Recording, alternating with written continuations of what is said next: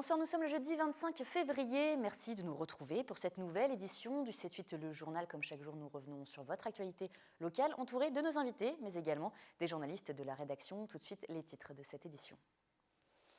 L'élection du nouveau président de l'université de Versailles-Saint-Quentin en Yvelines approche. Deux candidats se présentent pour ce poste.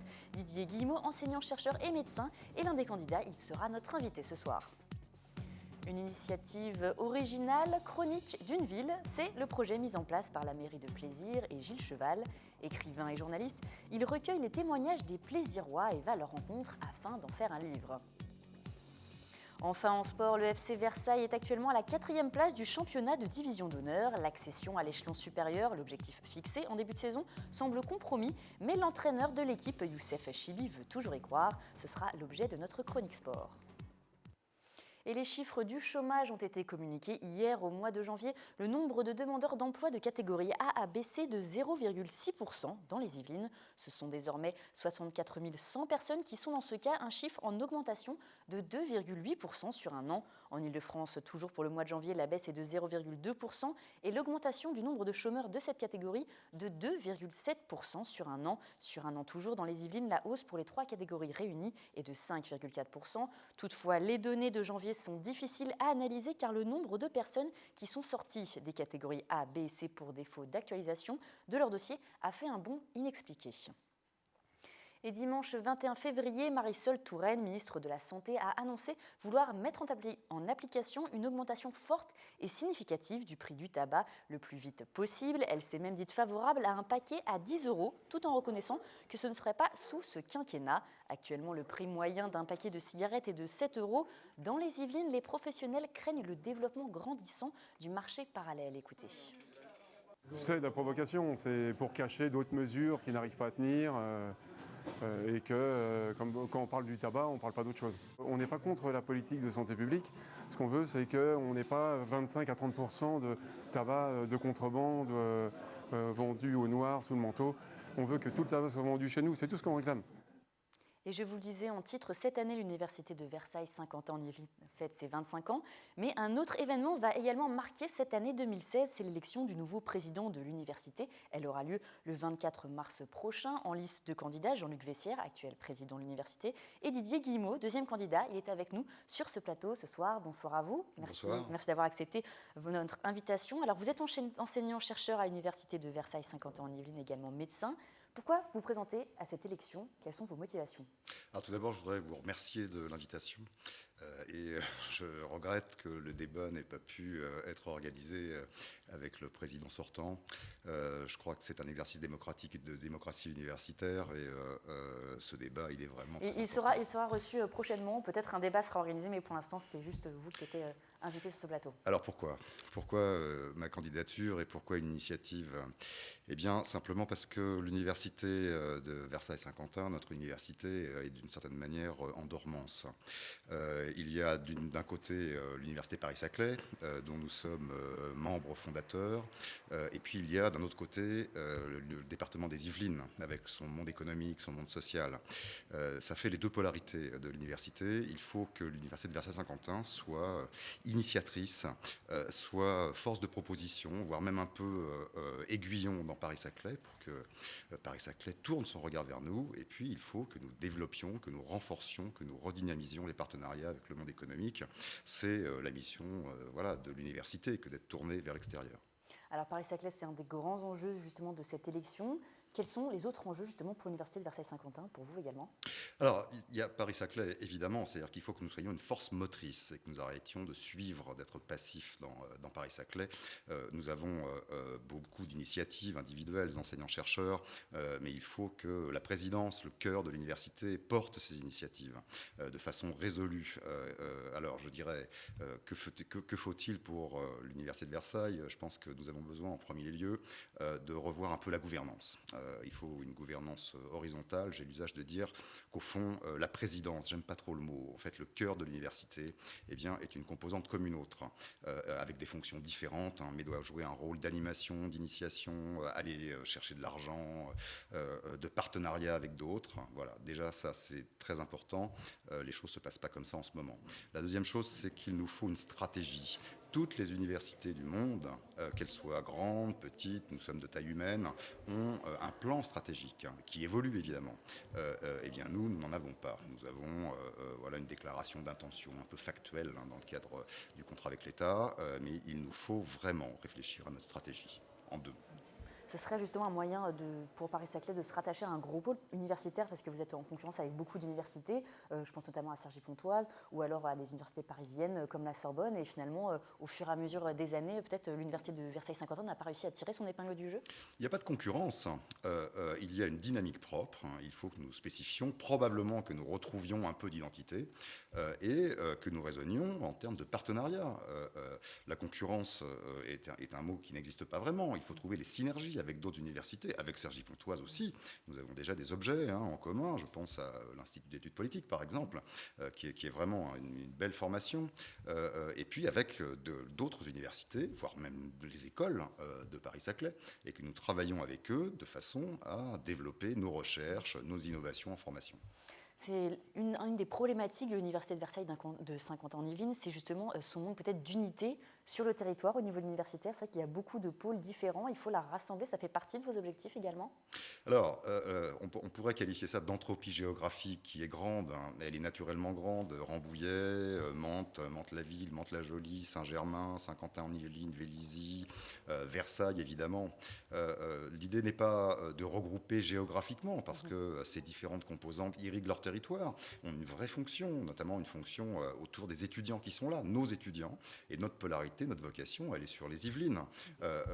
Et il n'y a aucune raison de regrouper tout ce monde dans un même lieu géographique. Par contre, il faut recréer une vie de l'université, une vie sociale de l'université. Au sein des sites, il y en a déjà, mais entre les sites aussi, et puis faciliter la circulation. Je pense par exemple aux enseignants-chercheurs qui sont à Mantes, faire en sorte qu'il soit facile pour eux de faire de la recherche. Je pense par exemple aussi aux étudiants, essayer de réfléchir et de travailler à comment mieux circuler entre les différentes composantes, notamment si on développe des initiatives de licence qui pourraient être multidisciplinaires par exemple. Justement, des doubles licences, double master, ça aussi, il faut accentuer ça? Ah oui, je crois qu'il faut vraiment... les doubles licences, ce sont des formations extrêmement intéressantes. Je pense qu'on a besoin, dans le futur, de jeunes qui sont formés avec différents backgrounds ou différentes disciplines. C'est fondamental dans l'évolution des métiers de demain. Vous disiez que l'université actuellement n'a pas de projet. C'est un reproche que vous faites à l'actuel président, Jean-Luc Vessière? C'est-à-dire, ce n'est pas un reproche, il y a eu ce qu'on a appelé la crise. Mais la crise n'était pas un prétexte à essayer de redynamiser les énergies individuelles, collectives. C'est la fonction du cœur de l'université, que d'essayer de travailler, de redonner de l'énergie collective. Ce n'est pas un reproche, c'est comme ça. Je ne regarde pas le passé, je regarde plutôt le futur, et c'est vraiment ce à quoi je vais m'employer. Et justement, qu'est-ce qui diffère entre vos deux projets, celui de M. Vessière et le vôtre? Je dirais qu'il y a deux visions. Il y a probablement une vision un peu du passé de l'université. Je ne prendrai qu'un seul exemple, la manière dont les étudiants participent à la vie de l'université. Pour ce qui me concerne, je considère que l'université est une communauté d'enseignants, d'enseignants-chercheurs, de personnel BIATS, le mot est pas beau, et d'étudiants qui concourent au savoir, qui le construisent. Les étudiants font partie de l'université, en sont les acteurs. Ce ne sont pas des élèves, ce ne sont pas plus des lycéens. Il faut que cette communauté vive ensemble et construise des savoirs en commun.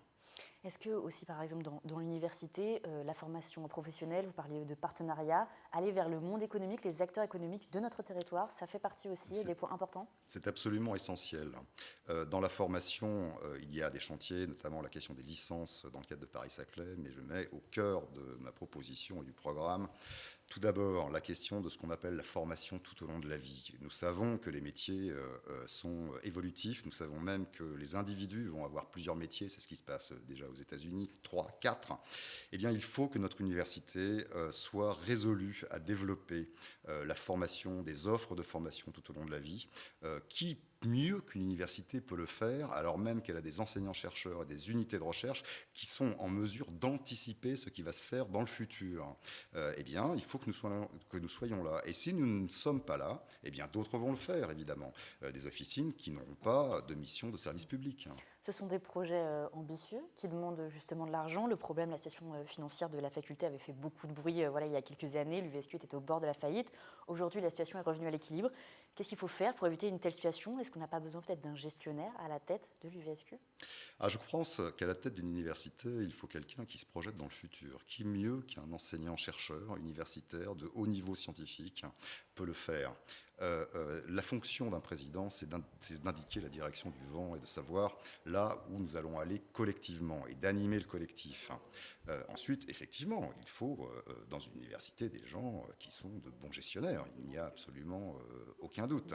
Alors, vous abordiez comment éventuellement retrouver ou trouver de l'argent à l'extérieur, parce que c'est un enjeu pour l'université.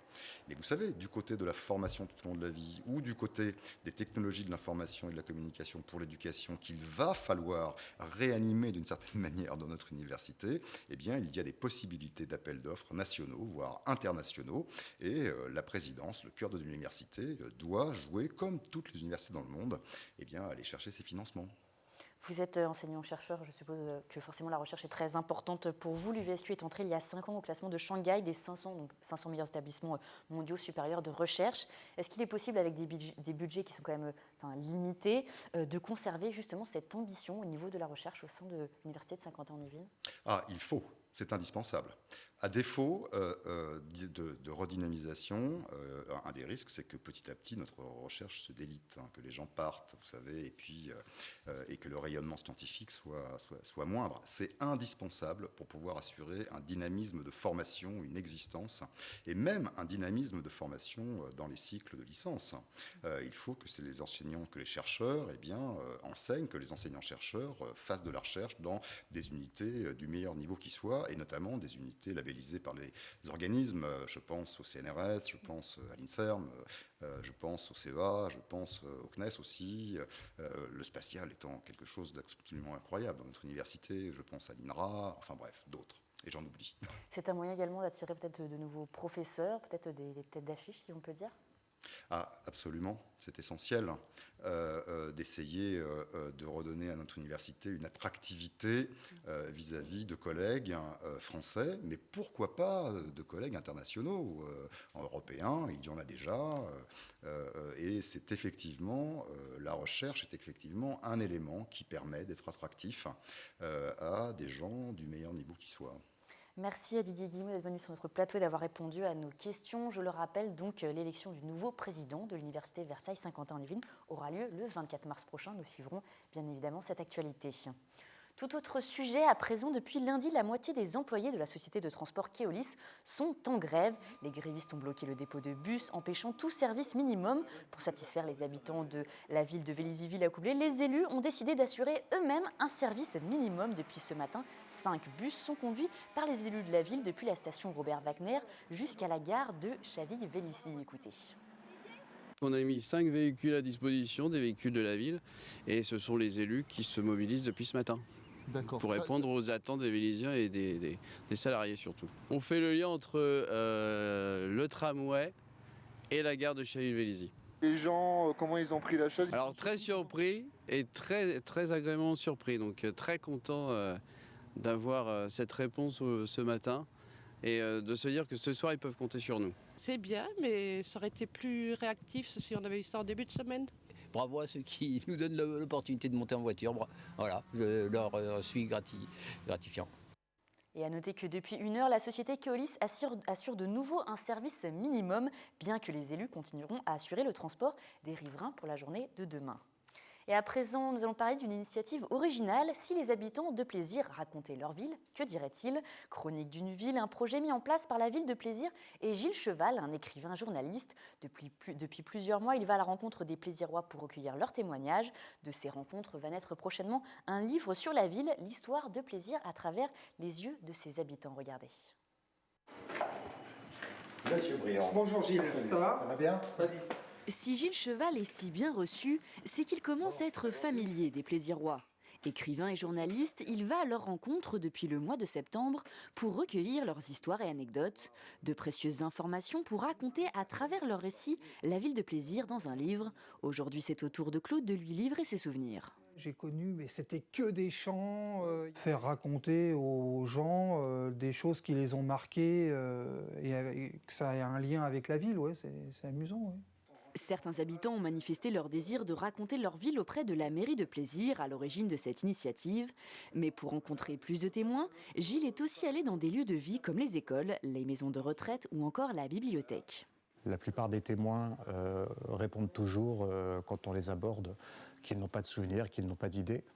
Et finalement, au bout de 5 minutes, on ne peut plus les arrêter. C'est la première année qu'on voit ça. J'aurais vraiment participé à ce livre. Ça va représenter en fait ce qui est vraiment plaisir finalement, hein, entre le passé et le présent et l'avenir. Publié cet été, le livre sera donné aux témoins et mis à disposition des Plaisirois. Tiré de la mémoire collective, l'œuvre a aussi pour but de raconter l'histoire nationale à travers l'histoire locale. J'ai notamment quelques témoignages sur la guerre de 39-45, donc là on est vraiment dans l'histoire nationale. Et c'est fabuleux de savoir de quelle manière ça s'est passé vraiment ici à Plaisir et comment les gens ont vécu cette période. Un projet culturel qui ne s'arrête pas au papier, mis en scène et en musique par le Conservatoire d'art dramatique. Plusieurs restitutions théâtrales sont prévues tout au long de l'année. Je me souviens de Plaisir en 1956. Nouvelle saison, nouveau spectacle pour l'Académie équestre de Versailles. Les écuyers de Barthabas remontent en selle dans le manège de la grande écurie du Château Royal pour un nouvel opus du spectacle La Voix de l'écuyer. Un spectacle enrichi cette année avec de l'attelage.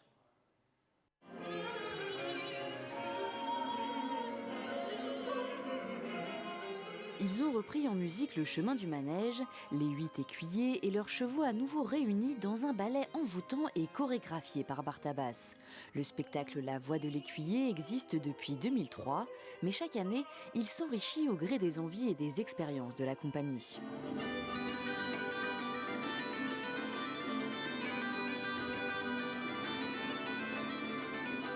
L'attelage, c'est la grande nouveauté de cette saison, une discipline nouvelle pour les chevaux et pour les écuyers. Il leur a fallu 1 an pour mettre ce tableau en place. Il y a plus de mouvements possibles. Les chevaux, une fois dressés, peuvent piaffer, pirouetter sous la voiture et tourner autour de son axe, que ne peuvent pas faire les chevaux normalement à l'attelage. Donc entre la construction des voitures, l'adaptation du matériel qu'on a fait ici sur place, ça a pris un petit peu de temps, plus le dressage des chevaux qui est à la base de l'attelage, c'est pas notre discipline particulière. Les figures de dressage traditionnelles comme le carrousel lusitanien sont toujours présentes. Elles se mêlent à d'autres disciplines comme l'escrime, le kyodo, le tir à l'arc japonais ou encore le chant. Il y a eu pas mal d'évolutions dans les chorégraphies, que ce soit pour le travail aux longues graines, le carrousel, le trio. Après la représentation, les spectateurs se pressent dans les écuries. Amateurs de chevaux ou novices, ils viennent parfois de très loin pour voir le travail de Barthabas. J'ai réservé mes billets sur Tours et je suis arrivée ici exclusivement pour ça. Alors si le spectacle vous tente, les écuyers et leurs montures offrent chaque week-end de représentation, le samedi à 18h ou le dimanche à 15h. Et cette année, le Centre social du pont du Routoir à Guyancourt a voulu créer une dynamique autour du développement durable. Les équipes proposent notamment des ateliers de création de meubles en carton. Récupération, produits naturels et imagination sont les ingrédients nécessaires à la réalisation de cet atelier original auquel nous avons assisté. Mélanie Poquet pour ce reportage. Ouais, donc c'est vraiment au millimètre près, quoi. Pas au millimètre, mais là, le départ, il faut vraiment que nos 3 plaques soient à angle droit. Un simple carton, mais beaucoup de précision. Ces Guyancourtois ont décidé de se lancer dans la fabrication de meubles dans une matière inédite. C'est du carton de récupération. C'était le but de notre démarche, c'était de faire des meubles à partir de cartons qu'on trouvait, qu'on récupérait dans les magasins. On n'a rien acheté, mis à part plus tard le papier pour coller ou la peinture, mais pour l'instant, on travaille qu'avec des matériaux de récupération. Le carton est un matériau bien plus solide qu'on ne l'imagine puisqu'il peut supporter jusqu'à 150 kg, résistant et biodégradable. Quand on achète des meubles en kit, en fait, ils sont tous en cartonné. Et le fait de récupérer les cartons au lieu de les déposer à la déchetterie pour en faire des meubles, je trouve ça génial. Notre structure est partie pour un projet à long terme en ce qui concerne le développement durable au sens large. Et l'atelier confection de meubles en carton, en carton de récupération, est un atelier qui peut sensibiliser les personnes et en même temps avoir la satisfaction de garder un meuble créé par eux-mêmes. Ces meubles iront décorer leur habitation. Un autre atelier devrait se faire au 3e trimestre. Cette fois, le gros mobilier sera à l'honneur, de quoi parfaire encore sa technique. Et une idée de sortie pour ses vacances scolaires, le centre commercial Parly 2, implanté au Chesnay, a mis en place dans ses allées une animation gratuite baptisée Mini City. Le concept, les enfants âgés de 3 à 11 ans, encadrés par une dizaine d'animateurs, peuvent découvrir 8 métiers jusqu'au 5 mars. On écoute tout de suite le directeur du centre commercial Parly 2. Il était au micro de Mickaël Elmidoro et de Fanny Bourdillon. On a recréé en fait 8 univers pour 8 grands métiers dans lesquels les enfants peuvent interpréter les rôles et vraiment faire de l'immersion dans un environnement qui représente un lieu de travail et incarner véritablement des rôles et développer leur propre scénario. Derrière nous, nous avons un atelier chantier de construction. Donc là, vous voyez que les enfants peuvent se déguiser, mettre un casque de chantier, mettre une chasuble, construire un mur avec des briques en mousse, construire un toit en tuiles et découvrir l'ensemble des métiers sur un chantier, donc le conducteur de travaux, le designer, l'architecte, ainsi de suite. Et nous recevons à présent sur notre plateau notre journaliste sportif Mickaël Elmidoro pour sa traditionnelle chronique sport du jeudi. Bonsoir Mickaël, alors de quoi allez-vous nous parler aujourd'hui? Bonsoir Florent, c'est toujours un plaisir de vous retrouver le jeudi sur ce plateau. Aujourd'hui nous allons parler football et de l'équipe senior de Versailles. Les joueurs de la Cité Royale pointent actuellement à la 4e place du championnat avec un match en moins en division honneur. La première place occupée par l'équipe de Créteil-Lusitanos, synonyme de montée, est à 14 points. L'accession à l'échelon supérieur, l'objectif fixé en début de saison paraît donc plus que compromis, mais l'entraîneur de l'équipe, Youssef Chibi, veut toujours y croire. On l'écoute. Je pense que c'est toujours jouable, rien n'est fait, il reste 11 matchs de championnat, même si Créteil gagne ses matchs et qu'elle a pris de l'avance, rien n'est fait. Rien n'est fait, le championnat est encore long, les équipes vendront chèrement leur peau, que ce soit pour le maintien ou pour une place honorable. Donc j'ai bon espoir par rapport à ça et personne ne lâchera rien. L'équipe qui affiche un bilan de 8 victoires, 5 nuls et 2 défaites depuis le début de la saison devra impérativement faire un sans faute sur les 8 dernières journées du championnat. La différence, c'est les points. C'est-à-dire que ne pas perdre des points en route face à des équipes a priori moins fortes, notamment à domicile. Donc nous, on a perdu quelques matchs chez nous, un match chez nous et quelques nuls laissés en cours de route. Espérons qu'ils ne nous pénaliseront pas sur la fin de championnat. Et ben voilà, ensuite les séries. La loi des séries, c'est-à-dire pouvoir enchaîner 3, 4, 5 victoires consécutives qui nous permettent de se détacher de ce qui se passe derrière et de se rapprocher un peu plus de la première place, quoi. Youssef Chibi, à la tête de l'équipe senior de Versailles depuis seulement 2 saisons, estime qu'il faudra encore du temps à l'équipe pour monter au niveau fédéral. Ça fait 1 an et demi que je suis au club, avec un changement important de l'effectif, d'accord, un renouvellement, où on a rajeuni l'effectif. Donc je pense que pour aboutir à des résultats, il faut 3 ans. Je pense qu'il faut 3 ans. On est à mi-chemin par rapport au travail qui a été réalisé, avec la volonté de recréer une dynamique pour pouvoir essayer de passer à l'échelon supérieur. Et l'année prochaine, ce sera crucial pour le club, vous pensez? Crucial non, puisque les bases sont saines. Pour continuer de rêver à l'échelon supérieur, Versailles doit s'imposer à l'extérieur ce dimanche sur le terrain de la Garenne-Colombe. Un choc dans ce championnat de DH. Les Versaillais sont 4e et les joueurs des Hauts-de-Seine sont 5e. La rencontre risque d'être tendue pour ce sprint final. Il y aura forcément du suspense. C'est pour ça qu'on aime le football, Mickaël. On passe à présent au rendez-vous sportif à ne pas manquer ce week-end. Dans les Yvelines, il y aura notamment du football, mais là, du football américain. Oui, Florane, les Templiers d'Elancourt et leur américain J.C. Reddick reçoivent les redoutables Dauphins de Nice ce samedi au complexe sportif Europe. C'est un petit peu l'histoire de David contre Goliath. Les Templiers possèdent le plus petit budget du championnat élite, la plus haute division française, alors que Nice est l'un des plus gros budgets. Pour l'instant, les deux équipes ne sont séparées que par un petit point au classement. Un résultat positif ce samedi, donc indispensable pour les Élancourtois. Mais donc vous leur mettez la pression, Mickaël. On termine par un autre sport de contact, le rugby.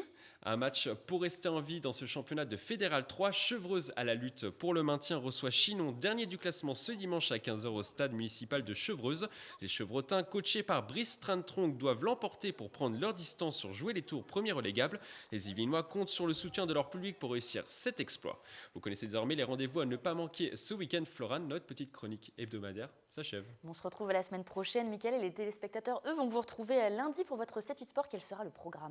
Alors nous parlerons de tennis handisport avec Yohan Kiyou qui participera peut-être aux Jeux Olympiques l'été prochain à Rio. Et nous parlerons évidemment du match des Templiers d'Elancourt contre les Dauphins de Nice. Quel beau programme, j'ai hâte. Mickaël, merci beaucoup. Et maintenant, nous allons aller au Vélodrome de Saint-Quentin-en-Yvelines. Je sais que vous aimez beaucoup cet endroit. J'y vais tout le temps. Vous y allez tout le temps, c'est vrai. Ce mercredi, donc, le Vélodrome national de Saint-Quentin-en-Yvelines était en opération séduction. Les responsables de Vélopolis, la société d'exploitation commerciale de la structure, ont présenté l'enceinte sportive aux fédérations françaises. Une vingtaine de représentants étaient présents pour visiter les installations. Parmi elles, la boxe, la gymnastique et le volleyball. Objectif de l'événement, créer des partenariats entre le Vélodrome et les fédérations dans les prochaines années. Écoutez les réactions. C'est important, pour faire vivre le Vélodrome de façon plus importante, parce que les événements vélo sont importants, mais au maximum, on en aura peut-être 15 par an, et ça sera déjà beaucoup. Donc en plus de ça, il faut qu'on puisse récupérer 5 à 10 événements en dehors du vélo, que ce soit du judo. Le judo va revenir au mois de mai, le 28 et le 29 mai. Également la lutte qui est intéressée, j'espère qu'ils vont venir. C'est une journée qui est intéressante pour tous les partis et aussi pour Vélopolis, parce qu'il faut faire connaître cet équipement qui a l'air d'être un équipement dédié à tout type d'événementiel, sportif ou non par ailleurs. Et c'est la fin de cette édition. Je vous remercie de nous avoir suivis. Demain, vous avez rendez-vous avec Wilfried Richy pour l'essentiel de l'actualité de la semaine. Mélanie Poquier vous donnera des idées de sortie pour vos vacances avec le 7-8 week-end. Quant à moi, je vous retrouve lundi pour un nouveau numéro du journal. Je vous souhaite donc une excellente soirée et un très bon week-end.